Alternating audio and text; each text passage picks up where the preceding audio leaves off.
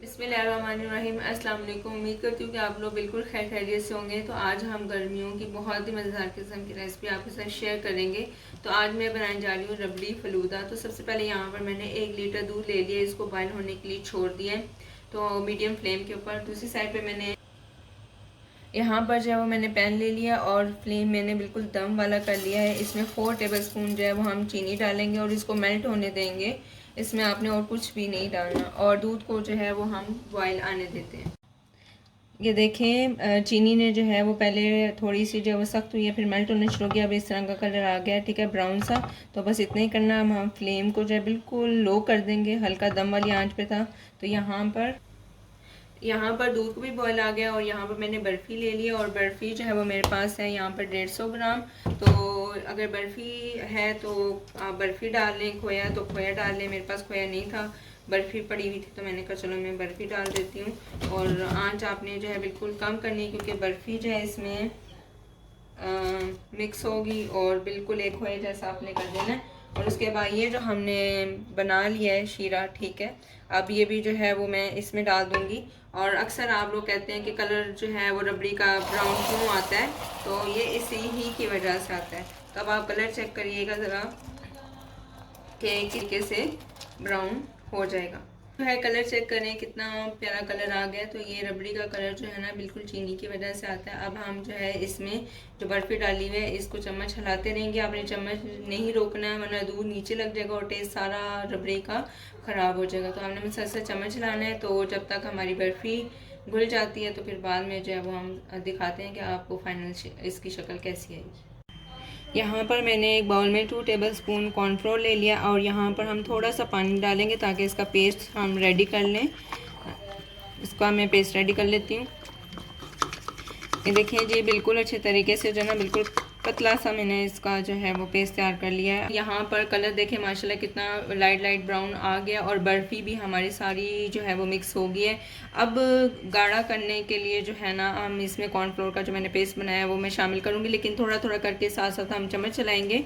तो ये देखिए बिस्मिल्लाहिर्रहमानिर्रहीम, जैसे आपको लगे कि ये गाढ़ा हो गया आपने वहीं पर स्टॉप कर देना है।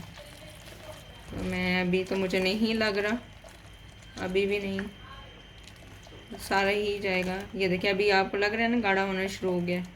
तो ये हमने इसमें सारा पेस्ट डाल दिया। ये देखिए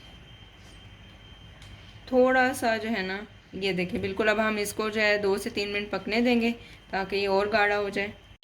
ये देखिए जी बिल्कुल जो है ना हमारी रबड़ी जो है, ये देखिए कितनी ब्राउन ब्राउन सा ऊपर इसके बिलाई आना शुरू हो गई, गाढ़ा होना शुरू हो गया। जो साइडों पे है ना आपने इस तरीके से चम्मच से ना इसको इसके अंदर रिमिक्स करना है, बड़ा अच्छा सा इसका टेस्ट आएगा। अब मैं चूल्हे को, ये बहुत ज़्यादा गाढ़ा हो गया, बस हमें इतनी ही चाहिए। अब मैं चूल्हे को बंद करके इसको ठंडा कर लेती हूँ। ये देखिए हमारी जो रबड़ी है वो बहुत ही अच्छे तरीके से ठंडी हो गई है, ठीक है। अब यहाँ पर मैंने डिस्पोजेबल ग्लास लिया। अगर आपके पास इससे भी छोटा ग्लास है तो आप ज़्यादा बेहतर है, लेकिन मेरे पास यही है। तो अब हम इसमें जो है वो डालेंगे बड़ी एहतियात से ग्लासों में।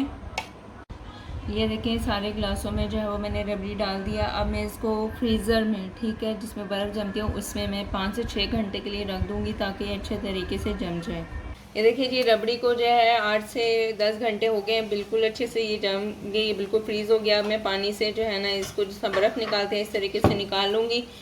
वैसे तो बड़े बड़े बाउल यूज़ किए जाते हैं, लेकिन मेरे पास एक ये ट्रे छोटी वाली और एक ये कुल्फ़ा बाउल है। तो एक मैं इसमें सर्व करूँगी और एक इसमें सर्व करूँगी। तो सबसे पहले मैं इसको बर्फ़ से निकाल लेती हूँ दोनों को।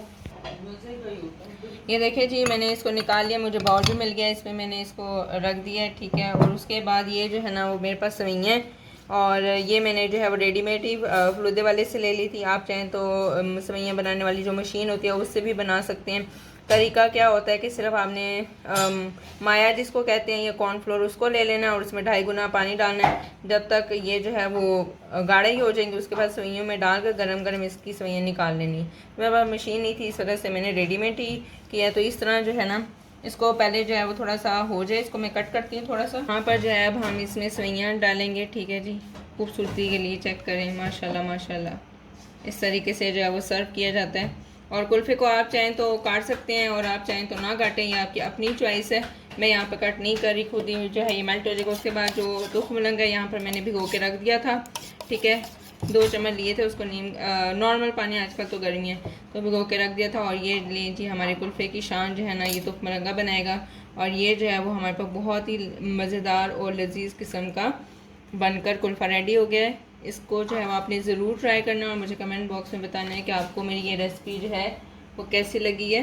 हाँ, एक चीज़, अच्छा जी, सवैयाँ मैंने डाल दी हैं और इसकी खूबसूरती को इन्हेंस करने के लिए जामी शीरी तो हम भूल ही नहीं सकते। तो अब हम बड़े एहतियात से जो है वो जामी शीरी ये देखें जी डाल देंगे। ठीक है, ज़्यादा आपने जामी शीरी नहीं डालना, थोड़ा सा जो है वो मैं और डालूँगी। इस साइड पे तो आ ही नहीं रहा, ये देखें जी, माशाल्लाह माशाल्लाह। देखें ज़रा, बहुत ही मज़ेदार और लजीज़ किस्म का जो है वो हमारे पास कुल्फ़ा बन के जो है वो रेडी हो गया है। उम्मीद करती हूँ कि आपको आज की मेरी रेसिपी बहुत ज़्यादा अच्छी लगी होगी। अगर अच्छी लगी है तो कमेंट बॉक्स में ज़रूर बताइएगा और इसको लाजमी ट्राई कीजिएगा। खुश रहें, आबाद रहें, दुआ में याद रखिएगा। अल्लाह हाफ़िज़।